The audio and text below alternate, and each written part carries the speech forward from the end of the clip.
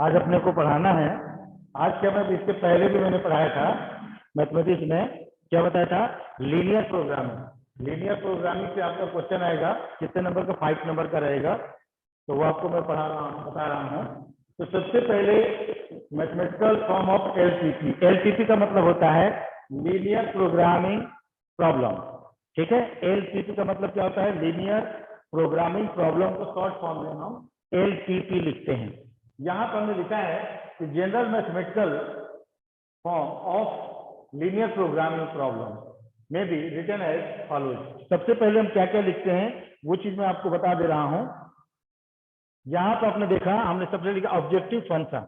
Objective function का हमारा मतलब होता है z equal to c1x plus c2y। ये हमारे प्रॉफिट के फॉर्म में आता है। दूसरा हमारा आता है सब्जेक्ट टू कंट्रेंस। कंट्रेंस आप दो तरह के इक्वेशन होंगे, 2 या 3 इक्वेशन होगा, जिसमें इनइक्वलिटी की तरह होता है ये। तो क्या आ जाएगा, a1x plus b1y less than equal to d1, and दूसरा जो होता है a2x plus b2y less than equal to d2, etcetera. इसके बाद हमारा आता है non negative restriction. Non negative में मतलब होता है जो भी हम आइटम लेते हैं वो आइटम हमारा क्या होता है, हमेशा पॉजिटिव होना चाहिए। मतलब इसकी वैल्यू जो होनी हमेशा पॉजिटिव फॉर्म में लेते हैं। तो ये हमारा x greater than equal to 0, y greater than equal to 0, मतलब इसकी वैल्यू आपका 0 से ग्रेटर ही होना चाहिए। मतलब कुछ ना कुछ इसको बेनिफिशियल ही होना चाहिए, फायदा ही होना चाहिए। तो इस तरीके से हमने पहले मैथमेटिकल फॉर्म में बताया। अब कुछ इसकी डिफिनेशन बताऊंगा, और डिफिनेशन बताने के बाद इसी बेस पर हम कुछ क्वेश्चंस करके आपको बताएंगे कि कैसे हम इसको सॉल्व करते हैं। ये थोड़ा सा लेंदी क्वेश्चन है, ये लेंदी क्वेश्चन रहेगा, लेकिन आपको 5 मार्क्स का एक क्वेश्चन पूरा मिलेगा। लेकिन इस बार तो इसके रिलेटेड ऑब्जेक्टिव क्वेश्चन आएंगे, तो इसको आप नोट कर लीजिए क्या क्या चीजें होता है। और दूसरी चीज मैं आप तुम लोगों को बताने जा रहा हूँ,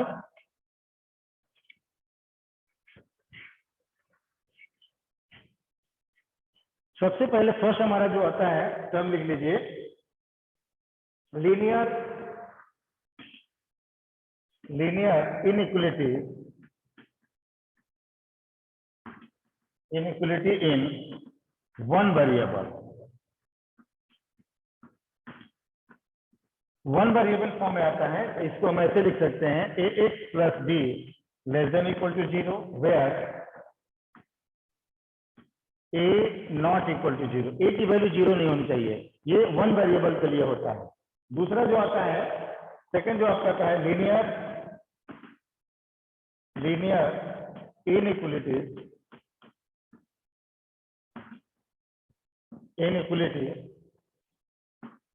इन टू वेरिएबल।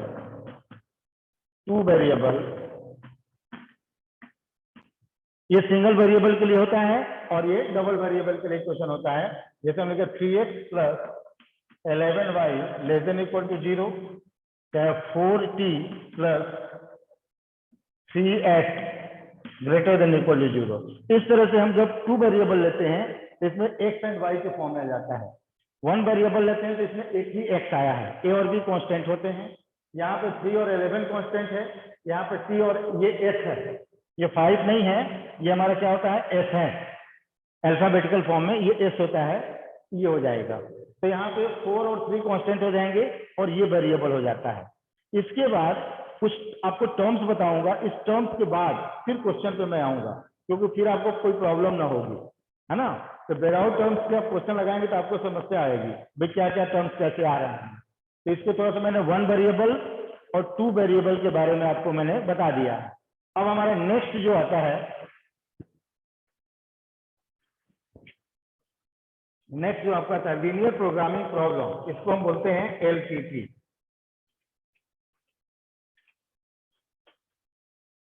लीनियर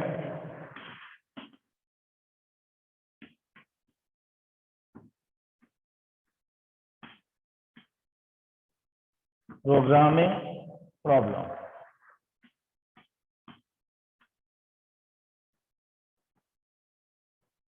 ये हो जाता है, इसको शॉर्ट फॉर्म में एलपीपी बोलते हैं। लीनियर प्रोग्रामिंग प्रॉब्लम को शॉर्ट फॉर्म में एलपीपी लिखा जाता है। अब इसके बाद हमारा आता है ऑब्जेक्टिव फंक्शन। ऑब्जेक्टिव फंक्शन में आपका आ जाएगा जो भी हमने बताया था। ऑब्जेक्टिव फंक्शन में क्या आ जाएगा आपका, सबसे पहले मैंने मैथमेटिकल फॉर्म में बताया था, ये ऑब्जेक्टिव फंक्शन में जो हमारे आ जाएंगे, ऑब्जेक्टिव फंक्शन, इसमें हमारा आ जाएगा z इक्वल टू लेते हैं c1x प्लस c2y के फॉर्म में आ जाएगा। तो ऑब्जेक्टिव कॉन्ट्रेंस में मैंने आपको बताया था, वही मैथमेटिकल फॉर्म में बताया था। क्या होता है इसका, a1x plus b1y less than equal to d1 and a2x plus b2y less than equal to d2। ये हमने सब्जेक्ट टू कंटेंट्स में बताया था। इसके बाद नॉन निगेटिव फंक्शन में मैंने बताया था कि x greater than equal to 0 and y greater than equal to 0। ये आपके सारे क्वेश्चंस में ये टर्म्स आएंगे, इसी बेस पे आपको क्वेश्चन सॉल्व करने हैं।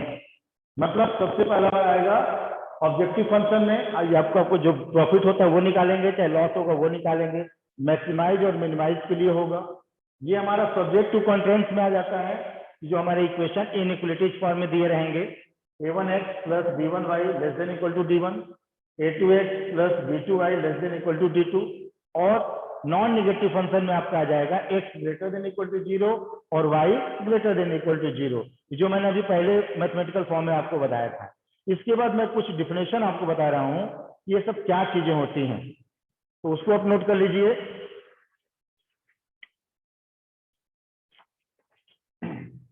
सबसे पहले हमारा होता है, फर्स्ट जो आता है, यहाँ पर मैं इसको रफ कर लेता हूं, लीनियर प्रोग्रामिंग प्रॉब्लम को ही हम LPP बोलते हैं। इसको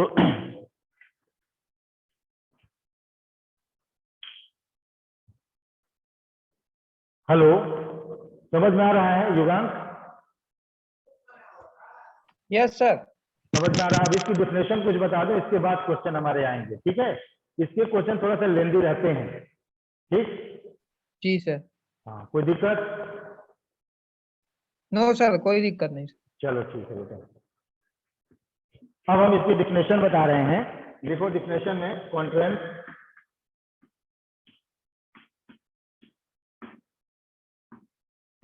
कॉन्ट्रेंस क्या होता है, तो लिखिए इसका, the linear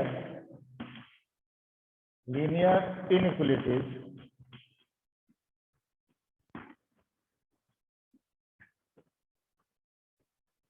on the variable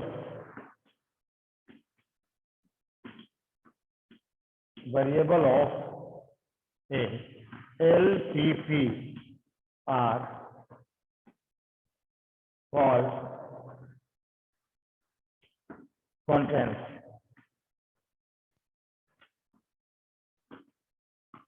इसको हम क्या बोलते हैं, कॉन्ट्रेंस का मतलब होता है the linear inequalities on variable of a linear programming problem are called constraints बोलते हैं इसको, जो आपको इक्वेशन हमने दिया था a1x वाला।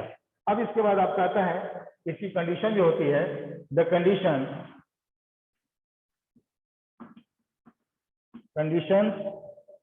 x greater than equal to 0, y greater than equal to 0 are called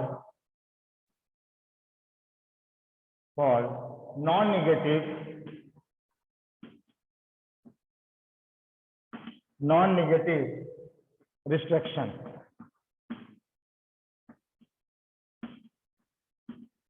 restriction होते हैं, इसकी वैल्यू निगेटिव नहीं होना चाहिए, कौन, x एंड y के वेरिएबल, क्योंकि आपको वेरिएबल दिए हुए हैं। दूसरा आपका आता है ऑप्टिमेशन। सेकंड आपका आ जाएगा ऑप्टिमेशन क्या होता है।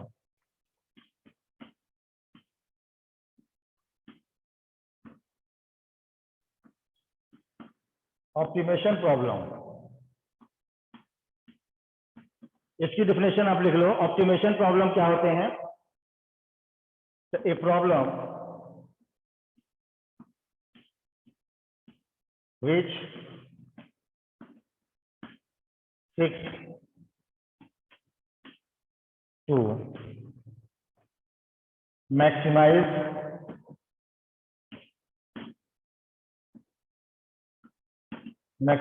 or minimize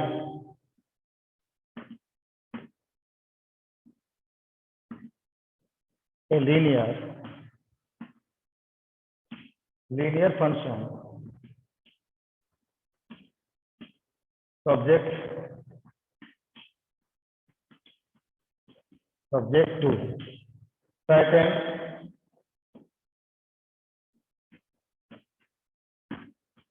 constant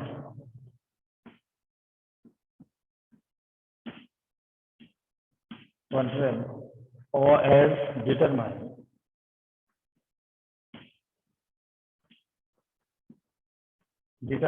by the set of linear inequalities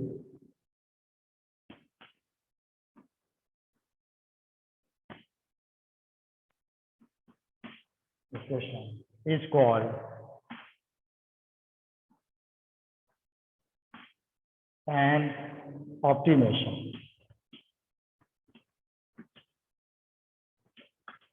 optimisation problem. देखिए यहां पर हमने लिखा है ऑप्टिमेशन प्रॉब्लम क्या होता है। A problem which seeks to maximise और मिनिमाइज, या तो मैक्सिमम होगा या मिनिमम होगा इसकी value a linear function of subject to certain content as determined by a set of linear equation is called, यहाँ पे ये इज है, is called an optimisation problem. इसके कुछ टर्म्स हैं जिसकी डिफिनेशन मैं आपको बता रहा हूँ। ये टर्म्स हम डायरेक्ट क्वेश्चन जब सॉल्व करेंगे उसमें हम लिखते जाएंगे, तो आपको पहले से पता होना चाहिए कि ये क्या होता है। इसको फिर हम इसको बताएंगे जब क्या होता है। इसकी डिफिनेशन नोट कर लो।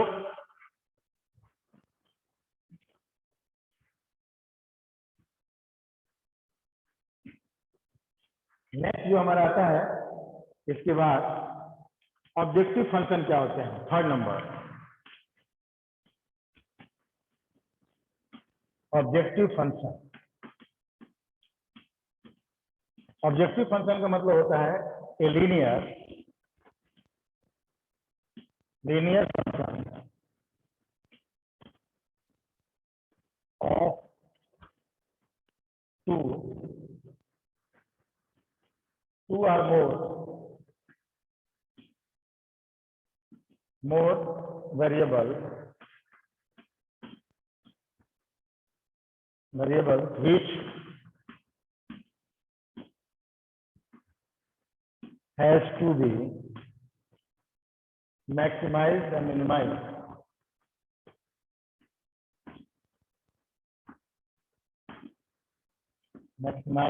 or minimized।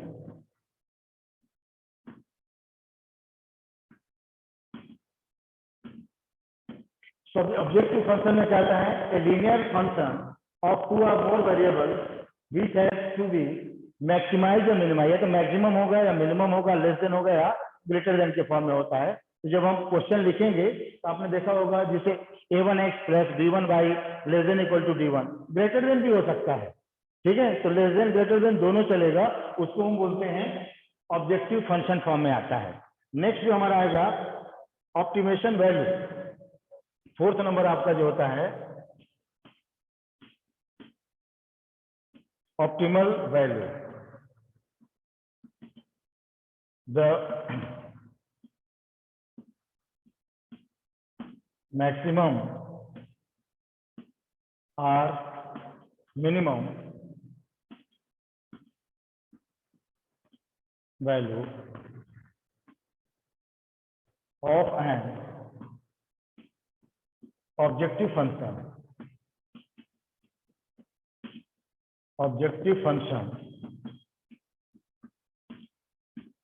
is known as the optimal value of LPP। LPP का मतलब लीनियर प्रोग्रामिंग प्रॉब्लम। ये कह रहा है कि ऑप्टिमल वैल्यू का मतलब ये होता है द मैक्सिमम और minimum value of an objective function is known as the optimal. जब मिनिमम होगा, ग्रेटर होगा या लेस होगा, उसको हम क्या बोलते हैं, ऑप्टिमल वैल्यू बोलेंगे, ठीक है। और लास्ट दो डिफिनेशन बचे हैं, इसके बाद हम आपको क्वेश्चन पे आ जाते हैं।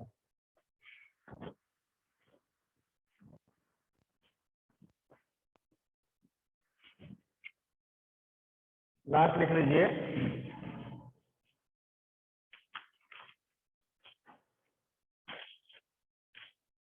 Feasible,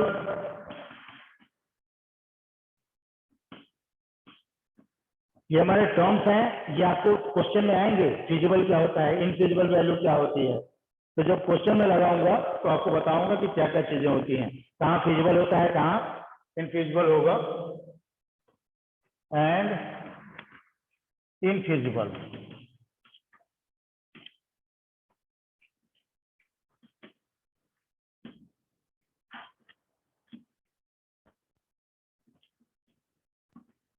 feasible, the common reason,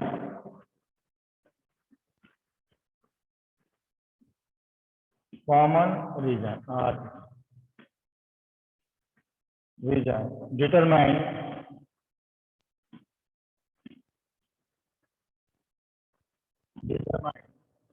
by all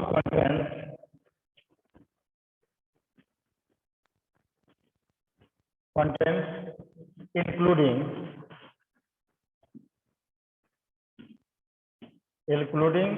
non-negative content, non negative contents में आ जाएगा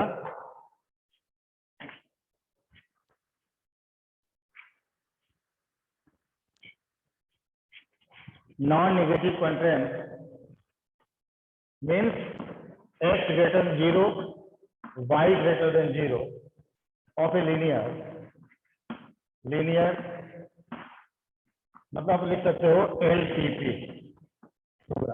is called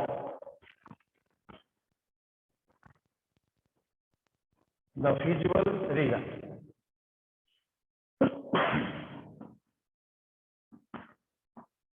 Feasible region और इसको हम सोल्यूशन रीजन भी बोलते हैं। सोल्यूशन रीजन आपने देखा है, फिजिबल रीजन को हम सोल्यूशन रीजन भी बोलते हैं। तो आपको ये पता होना चाहिए, जो हमारे क्या होना चाहिए, जितने कॉन्ट्रेंट्स हैं x greater than equal to 0, non negative वाले भी आपके इसमें आ जाते हैं, उसको हम बोलते हैं सोल्यूशन रीजन भी बोल सकते हैं, फिजिबल रीजन उसको। और नॉन इनफिजिबल रीजन को अपन क्या बोलते हैं, लिख लीजिए और यहां पे लिख दो ईच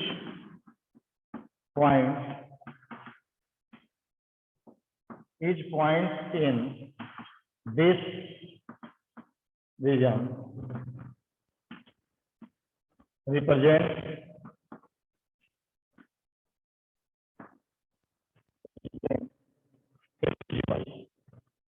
feasible choice,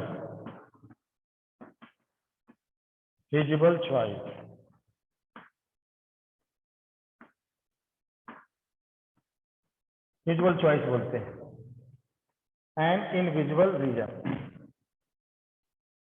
ठीक है, इस तरह से अपन इसको बोल सकते हैं, फिजिबल चॉइस होते हैं। अब हम इसके बेस पे कुछ क्वेश्चंस आपको बता रहे हैं, उस क्वेश्चन में क्या क्या कंटेंट्स आएंगे वो मैं आपको बताने जा रहा हूं। ये डिफिनेशन आपको लर्न होना चाहिए। अब सीधे सीधे हम आ जाते हैं क्वेश्चन पे कि क्वेश्चन किस टाइप का होगा, हमको क्या करना होगा। तो ध्यान दो क्वेश्चन पे, थोड़ा सा लेंदी होता है लिखने में, इसका सोल्यूशन भी थोड़ा सा लेंदी रहता है। अब क्वेश्चन आप लिख लीजिए। क्वेश्चन हमारा है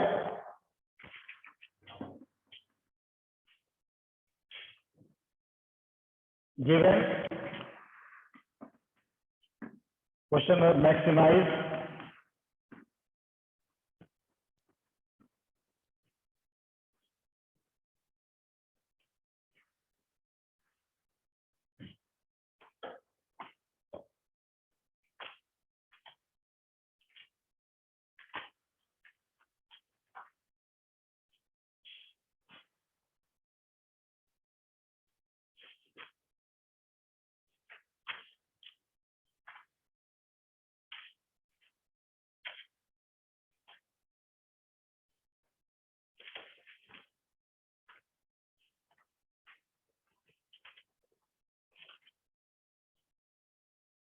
तो देखिए क्वेश्चन में आपको डायरेक्ट मैं इसका सॉल्यूशन बताता हूं।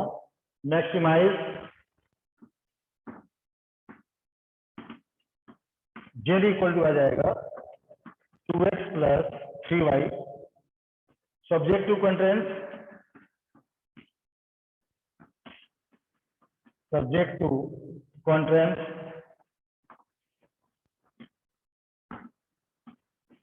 कंट्रेंट्स आ जाएगा x plus 2y less than equal to 10। ये आपका फर्स्ट इक्वेशन। इस तरह से क्वेश्चन आपको गिवन रहेंगे जो आपको सॉल्व करना होगा। मैं डायरेक्ट सोल्यूशन ही बताता हूँ। 2x plus y less than equal to 14, ये आपका सेकंड इक्वेशन रहेगा। And x greater than equal to 0, y greater than equal to 0 आपका थर्ड इक्वेशन होगा। ठीक है, ये आपको क्वेश्चन दिए रहेंगे। ये आपका मैक्सिमाइज पोजीशन दिया हुआ है, z equal to 2x plus 3y कि मैक्सिमम कितना आएगा। सब्जेक्ट टू कंस्ट्रेंट्स में आपको इस तरह से इक्वेशन दिए रहेंगे, x plus 2y less than equal to 10 और 2x plus y less than equal to 14। ठीक है, एंड नॉन नेगेटिव कंस्ट्रेंट्स में आपका आ जाएगा x greater than equal to 0, y greater than equal to 0। ये हमारा थर्ड इक्वेशन हो जाएगा। ये क्वेश्चन ही है, इसी तरह से हम इसको सॉल्व करेंगे।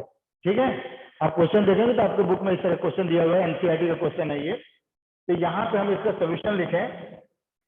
सबसे पहले तो अपन टेबल बना लेंगे। जब टेबल बनाएंगे तो आपने यहाँ पे देखा होगा लेस देन इक्वल टू 10 दिया है और लेस देन इक्वल टू 15 दिया है। तो इसको हम क्या करेंगे, इक्वल लगा करके। आपने 11th क्लास में पढ़ा होगा, इस क्वेश्चन को सॉल्व करेंगे तो इक्वल लगा करके इसको सॉल्व करेंगे। इक्वल में आपका ये आ जाएगा, लिख लो, table for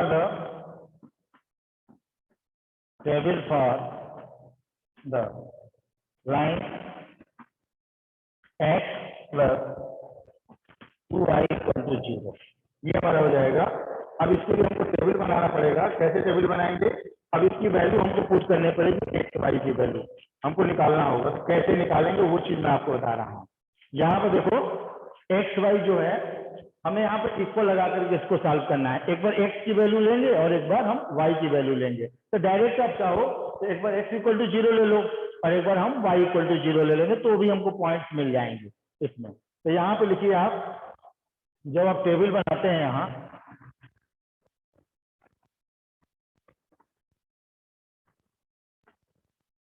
ये x और ये हमारा y। इस बार हमने इसमें क्या किया है कि इस इक्वेशन में x के प्लेस पे हमने यदि 0 पुट किया, तो x के प्लेस में जब 0 पुट करेंगे तो इसकी वैल्यू क्या आ जाएगा, y इक्वल टू 5 आ जाएगा। क्योंकि यहाँ पे जब 0 पुट करेंगे तो 2y इक्वल टू 10, तो y इक्वल टू 5 आ जाएगा।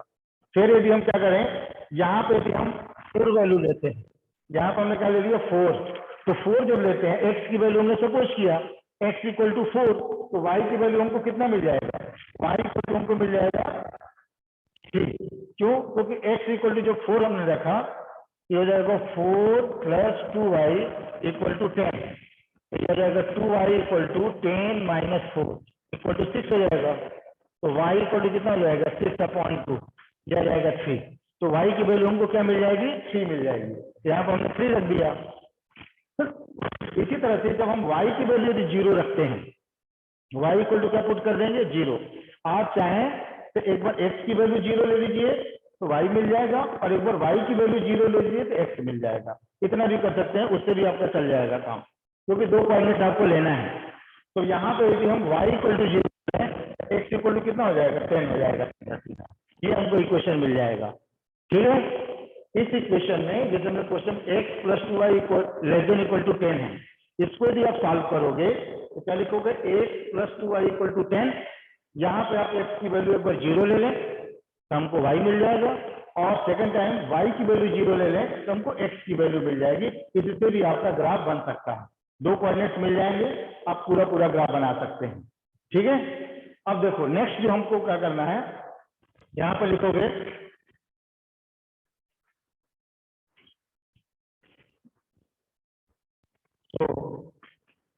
so the line is passing through the point, इसके पॉइंट हो जाएंगे, 0 हो जाएगा, 0 5 6 4 3 एंड 10। ये आपने कोऑर्डिनेट लिख दिया, 0 5 हो गया, 4 3 हो गया एंड 10 0 हो गया। इस तरह से आपको ये मिल गया। अब आपको देखना है कि किधर जाएगा इसका, तो लिखो ऑन पुटिंग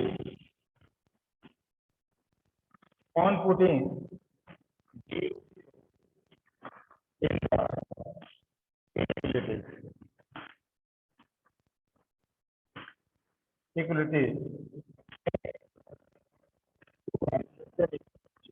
जब आपने इस इक्वेशन में, जो आपको गिवन इक्वेशन है ये वाला, इसमें जब आप एक्स एंड वाई की वैल्यू 0 0 पुट करेंगे तो आपको पता चल जाएगा कि आपका ग्राफ किधर जाएगा, टुवर्ड्स जाएगा या बिलो ऑफ द लाइन हो जाएगा।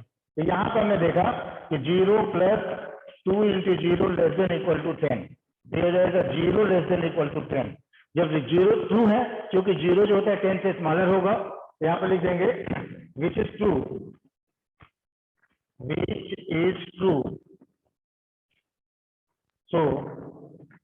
So the half plane is towards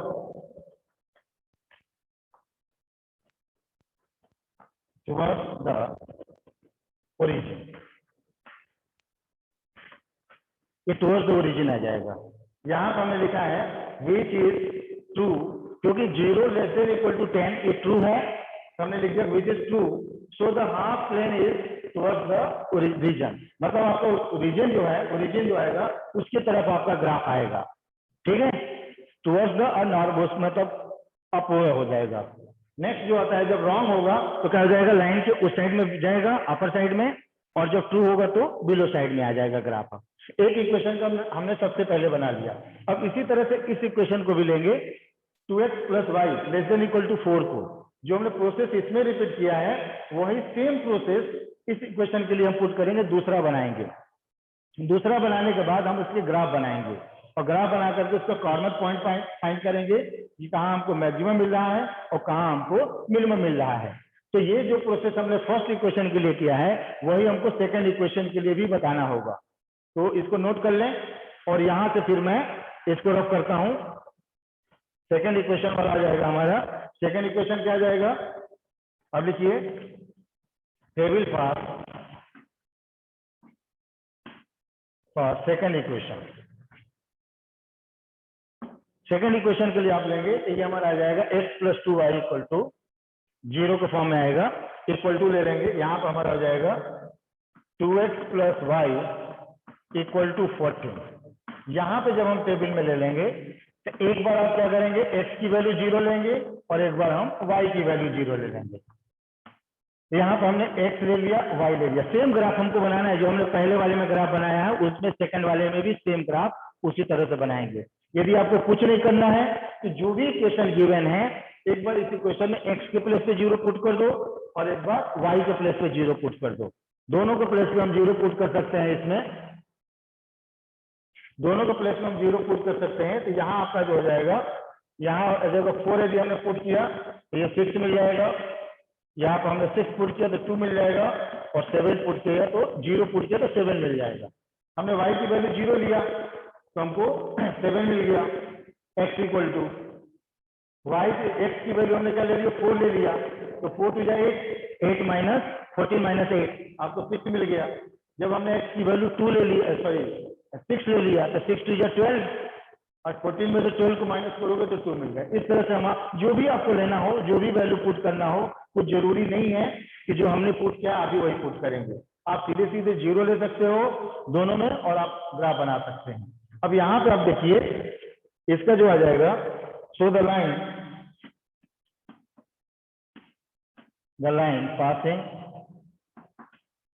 passing through the point हमने क्या लिया, 4 6 हो गया, 6 2 हो गया एंड 7 0 हो गया। अब आपको देखना है ऑन पुटिंग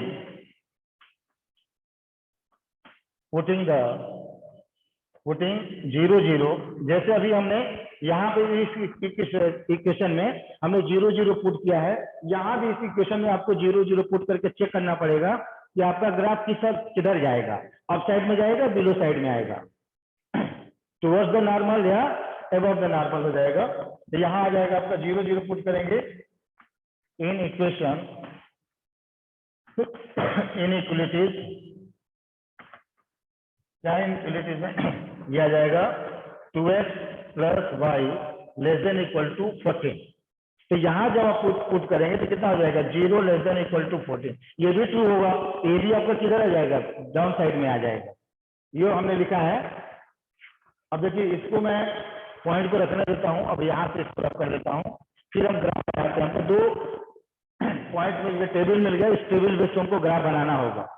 तो यहाँ पे हम क्या करते हैं, so the half plane is towards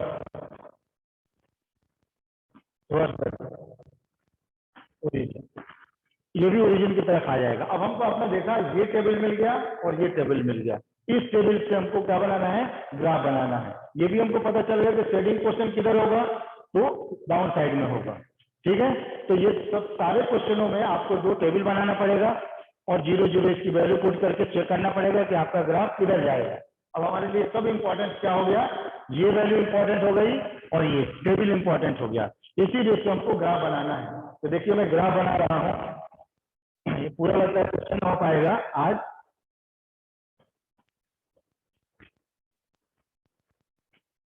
graph मैं थोड़ा सा बना देता हूँ, अभी लंबा क्वेश्चन है।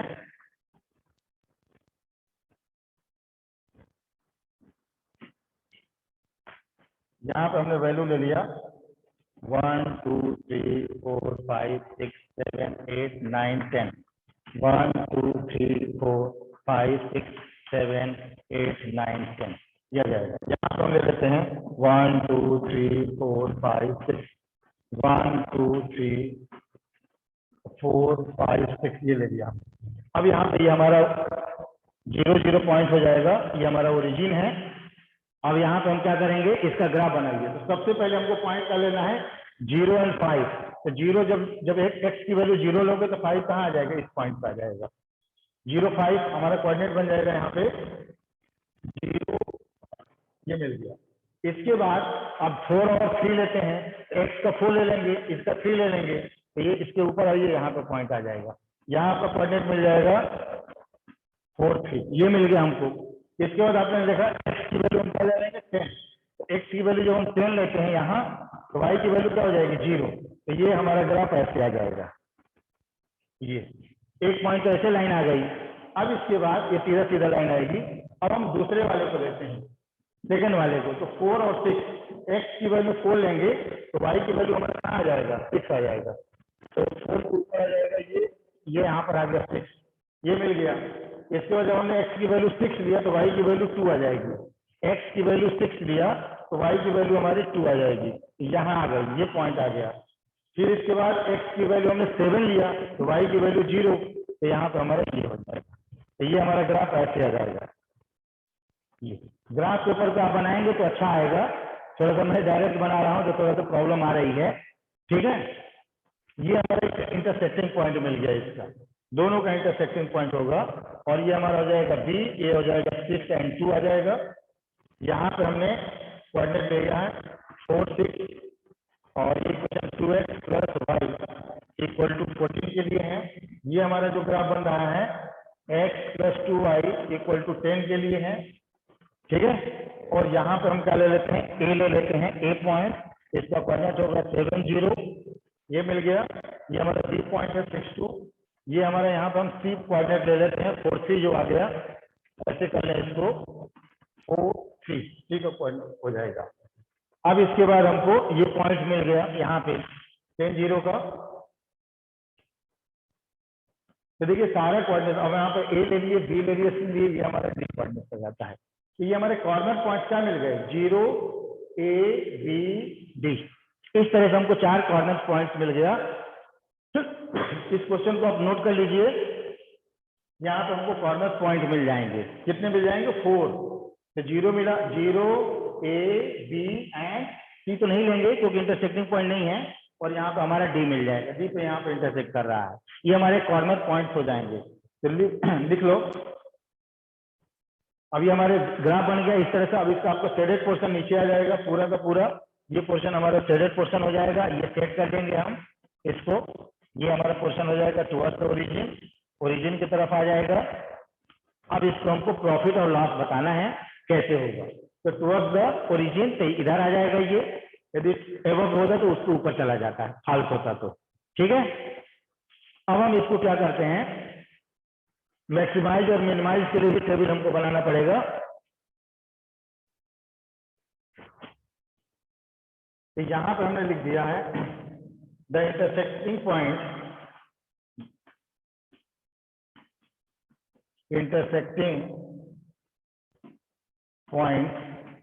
आपने कहा देखा, equation first and second. First और सेकंड का इंटरसेक्टिंग पॉइंट कहां मिल रहा है, बी पॉइंट पर मिल रहा है। ये बी पॉइंट है एच बी और हो जाएगा 6 and 2, ये हमारा इंटरसेक्टिंग पॉइंट मिल रहा है यहाँ पे। इसके बाद आ जाएगा on shading the common region, इसको जो हम शेड करेंगे तो हमारा क्या मिल जाएगा, ओ ए बी डी, ये हमको मिल जाएगा, फिर हो जाएगा ओ ए, ये हमारा ए पॉइंट है, ओ ए बी डी एंड ओ, ये हमारा पूरा का पूरा ये राउंड हो गया। क्या हुआ, ओ हुआ, ए हुआ, बी हुआ एंड डी हुआ, सी नहीं आएगा क्योंकि सी आपका बिल्कुल बाहर है ये। ठीक है, अब हम यहाँ पे इसका प्रॉफिट वाले देख लें। The value of z, the value of z at corner point are given.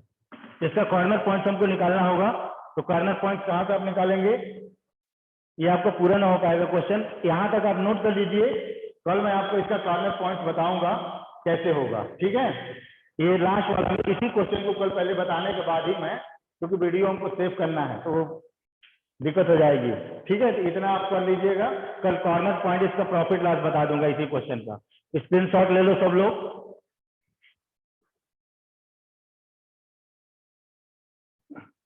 मेरी आवाज जा रही है, हेलो हेलो, यस ये क्वेश्चन समझ में आया है? जी सर। हाँ, तो कल इसका कॉर्नर पॉइंट बताऊंगा, इतना लिख कर क्योंकि वीडियो सेव करना है, फिर दिक्कत हो जाएगी मेरे को। ठीक है, इसी तरह के क्वेश्चन आते हैं। कुछ क्वेश्चन समझ में आया कि नहीं? सत्यम, तुम्हारे समझ में आया है? सत्यम, यस सर, बन गया। हाँ ठीक है, चलो।